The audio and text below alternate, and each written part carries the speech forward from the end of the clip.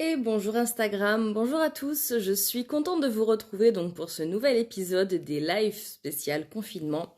Et donc le sujet que je voulais aborder avec vous aujourd'hui, c'était un sujet dans la catégorie business, à savoir les intérêts et les enjeux de la digitalisation. Alors c'est vrai que ce discours peut paraître un petit peu obsolète pour la plupart des professionnels du mariage qui eux sont déjà passés par la case digitalisation parce que c'est vrai que c'est difficile aujourd'hui en tant que professionnel du mariage d'exister sans les réseaux sociaux, sans Internet, mais pour autant, la digitalisation ne concerne pas uniquement que les professionnels du mariage, ça va concerner également aussi tous les commerces physiques et qui ont aujourd'hui tout intérêt à avoir une plateforme numérique pour vendre, pour se faire connaître, et ça va être un petit peu l'objet de cette discussion aujourd'hui. Comme toujours, vous êtes généreusement et cordialement invités à participer, à réagir, à commenter en fonction de vos points de vue, de vos expériences. Soyez libres de commenter quand vous le souhaitez. J'essaierai de ne laisser passer aucun commentaire et d'y répondre à chaque fois. Donc partagez vos avis, partagez vos points de vue. Voilà, vous êtes les bienvenus. Comme toujours, ces lives, ce sont toujours des moments d'échange et des moments dont on peut tous apprendre les uns des autres. Donc voilà, c'est autant mon live que le vôtre. Donc ne vous gênez pas pour participer à cette discussion. Donc le sujet d'aujourd'hui, je le répète pour ceux qui arrivent en cours de route, va donc s'articuler autour des enjeux et des atouts de la digitalisation. Comment, pourquoi, comment, quand aussi, parce qu'on peut aussi se poser la question à quel coût, parce que forcément c'est une question aussi qu'on est tous en droit de se poser à un moment ou à un autre. Donc voilà un petit peu les points que je vais essayer de développer avec vous aujourd'hui, avec vous et pour vous. Mais voilà, si vous avez un point de vue à partager, soyez les bienvenus. Donc j'ai commencé déjà par les choses qui sont actées, qui sont évidentes. Aujourd'hui, la plupart des commerces, la plupart des marques, la plupart des entreprises sont déjà présentes sur les réseaux sociaux, donc que ce soit Facebook et ou Instagram pour parler de ces deux réseaux qui sont vraiment importants. J'ajouterai également Pinterest parce que pour moi c'est vraiment une plateforme qui a toute sa légitimité et tout son intérêt en termes de présence en ligne. Et surtout, toute cette plateforme-là, aujourd'hui, en fait, donne la possibilité de vendre en ligne. Et quand on voit l'actualité, les commerces qui ont été contraints de fermer, etc., on peut justement se demander comment se servir de ces plateformes sur lesquelles je suis déjà présent, sur lesquelles j'investis déjà de mon temps pour pouvoir vendre et vendre efficacement. Il faut savoir aujourd'hui que toutes ces plateformes, que ce soit Facebook, Instagram, même Pinterest, proposent déjà des solutions pour aider les commerces à faire vendre. Alors quand je dis aider les commerces à faire vendre, on sait très bien que ces plateformes ne sont absolument pas philanthropiques, que tout ce qu'elles visent après c'est à nous vendre des espaces publicitaires sous forme de sponsors, de publications alors je sais plus comment ça s'appelle sur Pinterest, mais pour toujours un petit nom, voilà. Ça s'appelle jamais ouvertement une publicité, mais bon, en tout cas, c'est une publicité. Et évidemment que ces entreprises-là, leur but, c'est de nous vendre des espaces publicitaires, mais en même temps, ce sont des entreprises, elles sont aussi là pour vendre quelque chose et pour générer du profit d'une façon ou d'une autre. Mais en attendant, elles nous mettent quand même à disposition des plateformes qui permettent de vendre. Alors sur Facebook, on a donc sur les pages professionnelles, on a l'espace boutique. Les boutiques donc permettent donc de créer des fiches articles que l'on peut d'ailleurs identifier, épingler dans certaines publications pour les mettre en avant. Et ensuite, une fois que vous avez créé cette fiche produit, vous pouvez la relier vers une plateforme de paiement, votre e-shop si vous en avez un, ou vers un autre système de paiement. Tout dépend un petit peu de ce que vous avez mis en place en fonction de vos possibilités, de vos capacités, puis de ce que vous avez envie de faire en termes de plateforme de vente. Instagram également, vu qu'Instagram appartient à Facebook, Instagram a également ce système donc de fiches produits de boutique. Une fois qu'on a relié tout simplement son compte professionnel sur Instagram avec sa page professionnelle sur Facebook, et j'insiste bien sur compte professionnel et page professionnelle et non pas profil, on peut tout à fait importer en fait la boutique Facebook sur Instagram et du coup pouvoir dans ses stories, dans ses publications, mentionner un petit peu les articles qu'on a en vendre et du coup accéder à une plateforme publicitaire supplémentaire. Il faut savoir également que Instagram est en train de changer. Alors suivant la région où vous êtes, suivant votre opérateur, suivant le modèle de votre téléphone et un tas d'autres paramètres que je ne connais pas, toutes ces mises à jour n'arrivent pas en même temps chez tout le monde, mais je sais que moi, depuis quelques jours, j'ai déjà eu la nouvelle version d'Instagram qui a commencé à être développée un petit peu depuis le mois de septembre, donc c'est vrai que ça prend du temps et c'est toujours voilà des sorties qui s'étalent sur plusieurs mois. On a vraiment un onglet boutique qui est vraiment mis en avant et justement cet onglet boutique qui va vous permettre de vendre vos produits et de pouvoir les exposer et ensuite de pouvoir séduire de nouveaux clients. En tout cas, c'est vraiment toute l'utilité de ces supports-là. J'ai également parlé de Pinterest, parce qu'on peut tout à fait sur Pinterest faire des publications sur ses produits et les renvoyer vers son site marchand ou vers sa page produit, suivant ce qu'on a comme plateforme derrière. Et justement, la question suivante, c'est comment est-ce qu'on peut vendre en ligne? Parce que c'est vrai que c'est pas tout de dire voilà, c'est mon produit, achetez-le. Ce qui est bien, c'est d'automatiser un petit peu ce process de paiement qui fait que quand le client va cliquer sur un produit, quelle que soit l'heure du jour ou de la nuit, il va pouvoir l'acheter derrière et moi de mon côté, je reçois donc le paiement, l'acte d'achat, le bon de commande derrière. Au final, c'est ce qu'on recherche tous. Il y a une idée très courante et très commune qui dit qu'avoir une e-boutique, ça coûte cher. Alors oui et non. Soit ça va coûter de l'argent parce que vous le faites faire, soit ça va vous coûter du temps parce que vous le faites vous-même. Aujourd'hui, sur mon site, donc mon site est exploité par Wix, mais que ce soit sur WordPress ou n'importe quelle autre plateforme qui vous permette de faire votre site internet, vous avez des modules de e-boutique qui existent et qui vous permettent de façon très simple de créer en fait une boutique avec des articles et ensuite d'avoir une plateforme de paiement. Donc la deuxième question, c'est quelle plateforme de paiement utiliser? Là encore, tout dépend un petit peu du temps et ou de l'argent que vous avez à investir. Vous pouvez tout à fait utiliser donc des plateformes via votre banque. Certainement que ça demandera un petit peu plus de programmation au niveau de votre site. Et encore là, je ne connais pas forcément cette partie-là, donc je ne fais que supposer, mais je suppose que les banques mettent en place aussi des façons simplifiées pour faire la vente en ligne. Vous pouvez tout simplement utiliser PayPal. Alors PayPal, c'est vrai que PayPal a des frais de paiement qui sont aux alentours de 3,5%, qui sont quand même relativement élevés sur les transactions, mais PayPal, c'est ultra rapide. Il y a une protection aussi bien de l'acheteur que du vendeur et vous avez plein de process en fait qui sont complètement simplifiés et ensuite le transfert de l'argent de votre compte PayPal à votre compte à vous se fait généralement dans 24-48 heures, ce qui est quand même relativement rapide. Alors oui, PayPal a un coût, mais aujourd'hui PayPal est quand même très développé, très implanté chez la plupart des utilisateurs et des personnes qui sont en ligne. Donc c'est vrai que ça peut être une plateforme de confiance aussi pour faire ses achats. Ça a été la première plateforme que j'ai utilisée moi pour faire mes ventes en ligne. Et depuis peu, j'ai également donc Stripe. Stripe est une des plateformes, quand il existe un paquet qui permet de faire des paiements par carte bleue en ligne. Alors moi j'ai Stripe tout simplement parce que j'avais utilisé cette plateforme-là il y a quelques années, donc je l'ai récupérée pour mon compte professionnel. Mais il y a plein d'autres systèmes comme ça qui vous permettent d'avoir une plateforme de paiement carte bleue sans pour autant que ce soit relié à votre banque.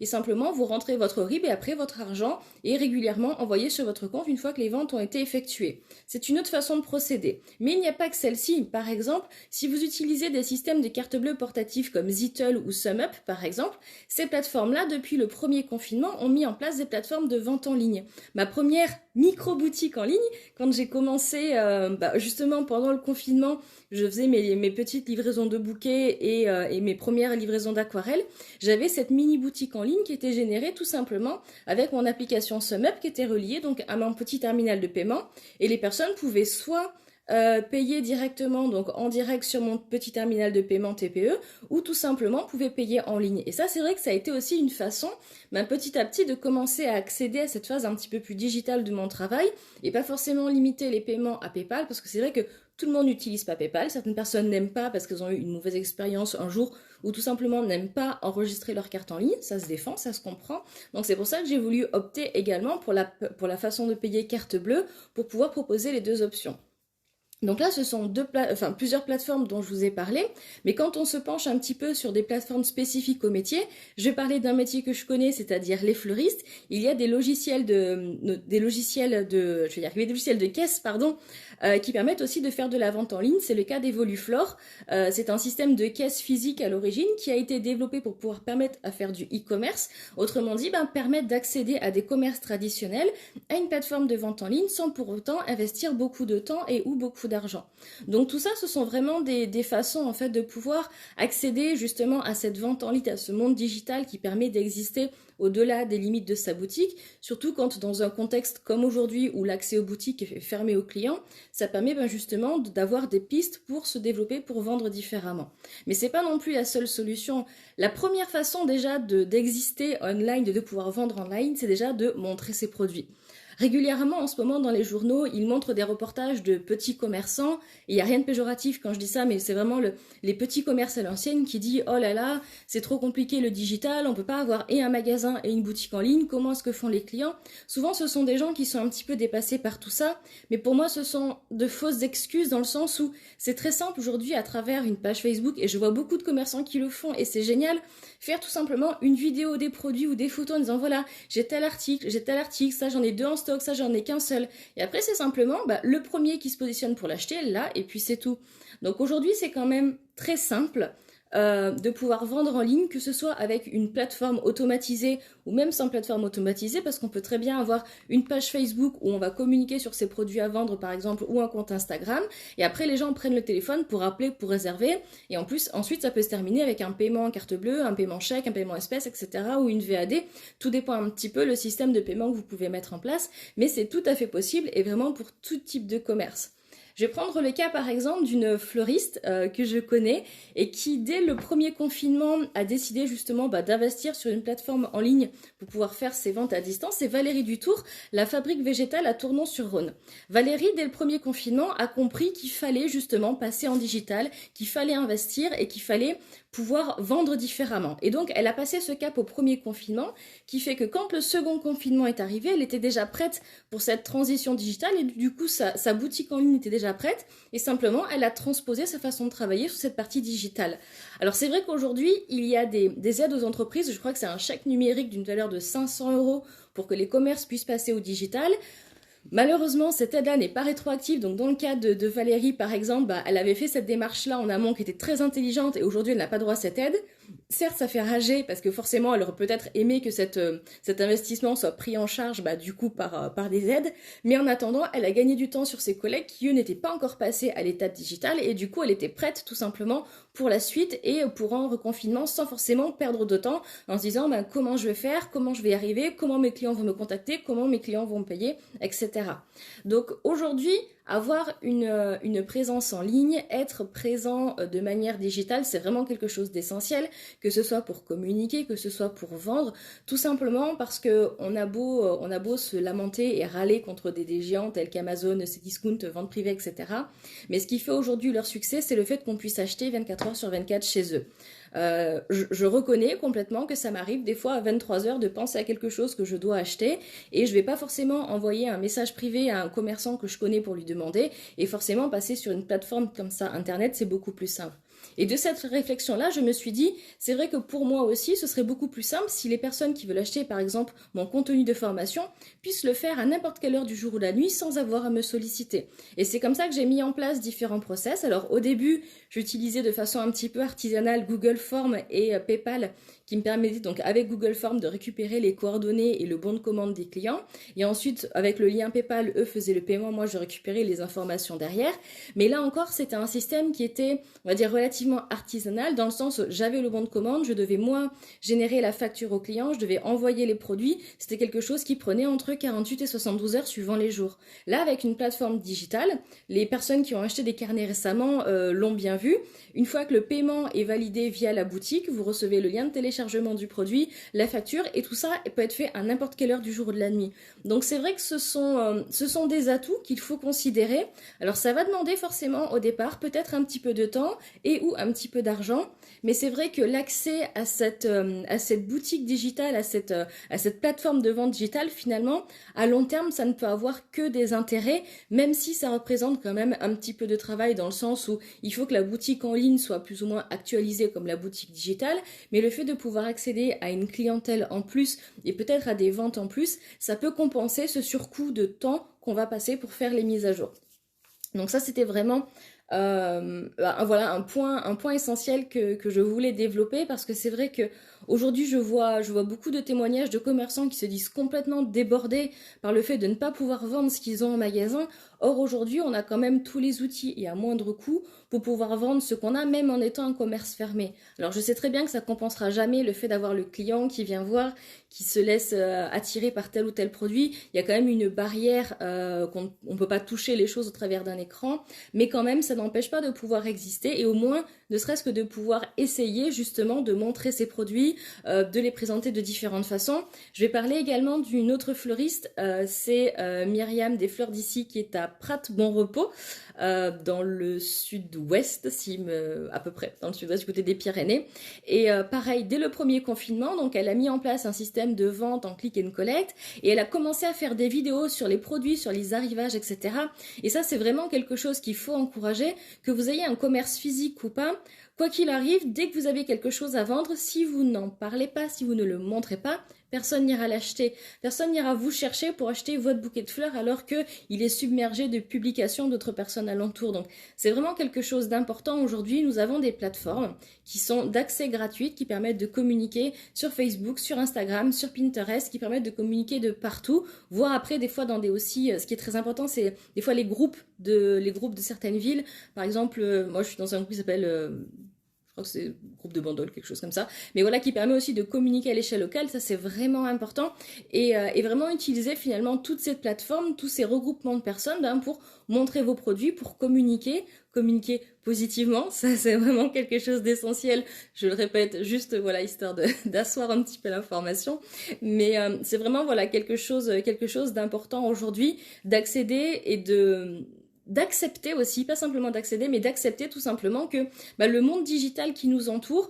on peut choisir soit d'en faire partie, et dans ce cas on en tire profit et on peut justement saisir tous les avantages, soit on décide de ne pas en être, mais dans ce cas on ne peut pas râler de tout ce qui nous passe à côté. Et ça c'est, alors je sais pas si c'est un concept franco-français ou propre à l'humain de manière plus globale, mais c'est vrai qu'on a souvent tendance à râler de ce qu'on n'a pas, et sans pour autant se demander comment faire pour obtenir ces choses-là, pour accéder à ces choses-là.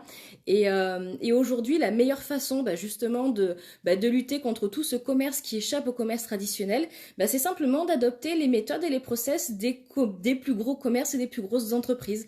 Le fait de communiquer, le fait de se montrer, de présenter. Alors, je dis pas de partir sur des campagnes publicitaires en boîte aux lettres, parce que ça, je pense que c'est un concept qui est complètement obsolète et qui d'ailleurs représente un énorme coût, sans compter le gaspillage de papier. Mais aujourd'hui, on a quand même accès avec des plateformes, que ce soit en gratuit ou même des fois avec des publications sponsorisées payante, histoire d'avoir un petit regain de visibilité par moment, mais on peut avoir tout à fait accès à une énorme base de clientèle, à une énorme quantité de personnes qui seront peut-être incitées à acheter vos produits. Et après, donc, soit vous décidez de le faire de façon complètement automatisée, vous passez par une plateforme, soit via votre site, soit via une plateforme autre ou par un système de paiement, soit vous le faites de façon un petit peu artisanale, où vous prenez encore le téléphone pour faire une VAD, etc. Là, ça reste vraiment du choix de chacun. Mais aujourd'hui, on a quand même vraiment beaucoup de possibilités de basculer, j'ai envie de dire, dans le commerce un peu plus numérique, un peu plus digital, mais sans pour autant perdre l'authenticité du commerce, parce que c'est vrai que l'opposition que l'on fait souvent, c'est de dire oui, si on part dans du tout digital, on n'a plus de contact avec le client ne voit plus nos produits, c'est que du standardisé. C'est pas vrai, vous pouvez tout à fait continuer à vendre avec votre façon, avec votre manière de communiquer, vos types de produits. Les clients généralement viennent de toute façon pour ce que vous avez apporté, et c'est pas parce qu'on passe en digital qu'on va passer sur un produit complètement standardisé, anonymé, etc., qui peut être retrouvé de partout. Au contraire, parce que vous êtes en ligne, parce que vous avez une identité, parce que vous avez un commerce, c'est à vous de mettre ces atouts en avant pour les montrer et pour séduire justement une clientèle qui va être attirée, non pas par le produit global, mais parce que vous, en tant que professionnel, vous, en tant qu'artisan ou commerçant, vous avez quelque chose en plus à proposer que une grande surface ne pourra pas proposer, par exemple. Je dis ça aussi parce que c'est vrai qu'on a toujours cette grande bataille entre les produits de grande surface et les produits de commerce spécialisé. Pour moi, c'est une fausse bataille, dans le sens où la personne qui a l'habitude de consommer chez un commerce spécialisé, elle a un lien soit affectif avec le lieu, avec la personne, etc. Soit tout simplement c'est une question d'habitude, et quelqu'un qui va acheter, par exemple, moi je sais que je vais acheter souvent mes fruits et mes légumes chez mon primeur qui est juste en face. Si demain il ferme, évidemment, s'il ferme complètement, que le commerce disparaît, j'irai ailleurs pour me fournir. Par contre, je sais que c'est un commerce essentiel, donc il est tout le temps ouvert, mais pour autant, si je devais passer par une plateforme de click and collect pour prendre mes fruits chez mon primeur, j'irai, parce que je sais que chez mon primeur, je vais avoir une qualité, un choix et un service que je n'aurai pas à côté chez mon Carrefour Market, qui est pourtant à 500 mètres de chez moi. Donc il y a vraiment un lien, il y a forcément un lien en fait quand on est commerçant, quand on est entrepreneur. On va chercher à créer un lien qui est au-delà du produit avec les clients, et au final les gens reviennent vers vous, pas uniquement pour votre produit, mais pour aussi ce que vous pouvez lui apporter. On disait souvent, alors je pense qu'on le dit souvent, mais c'est vrai que je le disais, je le pensais souvent quand j'étais fleuriste en boutique, qu'on était un petit peu le psy du quartier, dans le sens où on avait forcément les papis, les mamies, mais pas que, beaucoup de personnes qui sont là, qui viennent discuter avec leurs commerçants, qui ont toujours quelque chose à raconter. Des fois j'ai des choses un peu graves, des fois des choses un peu plus légères, et c'est vrai que ce contact-là, vous ne l'avez pas dans un supermarché. Et ce contact-là, c'est quelque chose que vous pouvez complètement également développer, même au travers de plateformes comme ça numériques. C'est pas parce qu'un client va commander un bouquet en ligne que vous pouvez pas ensuite prendre le téléphone, lui passer un petit coup de fil, lui demander s'il a été content, comment s'est passée sa semaine, etc. Autrement dit, ce lien sociétal qu'on peut avoir dans une boutique physique, on peut également le retrouver en ligne. Ça peut des fois laisser des petits commentaires, envoyer un petit mail, un petit SMS. On a des façons de communiquer aujourd'hui. On n'est pas sur un seul modèle de type de commerce, c'est-à-dire un modèle où on a forcément une boutique, le client qui vient dans la boutique. Aujourd'hui, on peut communiquer en étant au-delà des limites de sa boutique, des limites de son commerce. Et c'est vraiment quelque chose en fait qu'il faut développer, qu'il faut entretenir. Et ne pas se dire parce que c'est numérique, c'est forcément stérile. Au contraire, via le numérique, via des plateformes Internet, Instagram, Facebook, Pinterest, ce que vous voulez, vous pouvez insuffler de votre personnalité, de votre caractère, de votre façon de travailler à vos clients. Vous pouvez partager un petit peu votre univers et surtout éliminer en fait de votre esprit cette idée de parce que c'est du numérique, ça va devenir stérile, ça va devenir standardisé. C'est pas parce que vous vous mettez à faire une e-boutique et à vendre vos produits sur Facebook que vous allez être une franchise, que vous allez être un produit ultra mondialisé. Au contraire, gardez à l'idée que vous pouvez vraiment montrer qui vous êtes, montrer vos produits, cultiver votre unicité. Ça aussi, c'est quelque chose, une notion qui est très forte et très importante chez moi. Cultivez justement ce qui fait votre différence, votre valeur ajoutée par rapport à un commerce type grande surface et vous allez voir que les gens qui venaient chez vous pour ça vont continuer à venir chez vous. Par contre, c'est sûr que si vous êtes rideau fermé, que vous ne communiquez plus en ligne, que vous n'avez aucune plateforme numérique, bah là effectivement peut-être que les clients vont se dire ok, bah il n'est plus là, je vais aller chercher ailleurs. Par contre, si vous êtes fermé mais que vous montrez que vous êtes là au travers de vos publications, de votre communication, que vous montrez vos produits, les clients diront « Ah, il est fermé, mais il est quand même là ». Et du coup, par solidarité ou simplement par attachement par rapport à l'enseigne, par rapport à la personne, mais les clients vont quand même venir chez vous. Et ça, c'est vraiment quelque chose d'essentiel. Donc, numérique ne signifie pas stérile, ne signifie pas standardisé. On peut quand même avoir de l'humain au travers des réseaux sociaux. Ça s'appelle pas d'ailleurs réseau social pour rien, on parle vraiment de lien entre les personnes, donc c'est vraiment quelque chose d'important. Et ceci n'est pas une vidéo sponsorisée par Mark Zuckerberg. Mais c'est vraiment quelque chose auquel je crois. C'est pas parce qu'on a une distance physique entre les personnes qu'il n'y a plus de lien, qu'il n'y a plus d'interaction. Et surtout, ces plateformes digitales ne vont pas vous couper de la clientèle, mais au contraire, d'une certaine façon, vont vous rapprocher parce que vous apportez un service en plus, vous apportez un confort d'achat en plus à vos clients. Et je pense que ça, c'est vraiment quelque chose d'essentiel aujourd'hui. Nous sommes dans un monde compliqué, Covid ou pas, on est dans un monde qui est compliqué. Et apporter du confort d'achat à ses clients, c'est un petit peu aussi la raison d'être des commerçants. C'est-à-dire normalement, on n'est pas là grincheux derrière son magasin à râler que les clients arrivent ou pas, mais on est vraiment là pour leur apporter un service, une prestation, un accueil. Et ça, vous pouvez tout à fait le faire au travers du digital. Et c'était vraiment le point que je voulais développer avec vous. Quelles sont les possibilités donc de basculer en commerce digital et surtout pourquoi passer au digital et en finir avec ces idées reçues comme quoi c'est digital donc c'est stérile? Absolument pas. Vous pouvez tout à fait donc transmettre votre passion de votre métier, votre goût, vos conseils, votre accompagnement au travers du digital. Donc, c'était ce long point que je voulais aborder avec vous ce matin. Si vous avez des remarques, si vous avez des questions, comme toujours, n'hésitez pas à les mettre en commentaire. Je vais aller faire un petit tour dans un premier temps pour regarder un petit peu ce qu'il en est au niveau des questions, au niveau des remarques.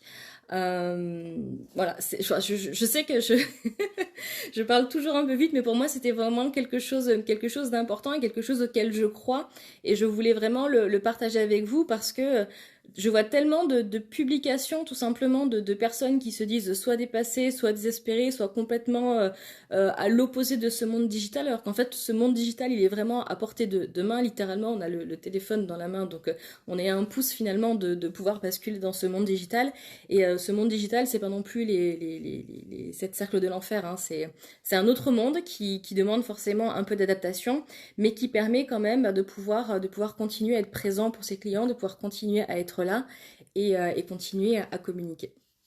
Donc, cette vidéo sera disponible en replay donc sur ma chaîne IGTV et également sur ma chaîne YouTube. D'ailleurs, vous pouvez retrouver aussi bien sur IGTV que sur YouTube l'ensemble des vidéos confinement, première saison et deuxième saison si le cœur vous en dit.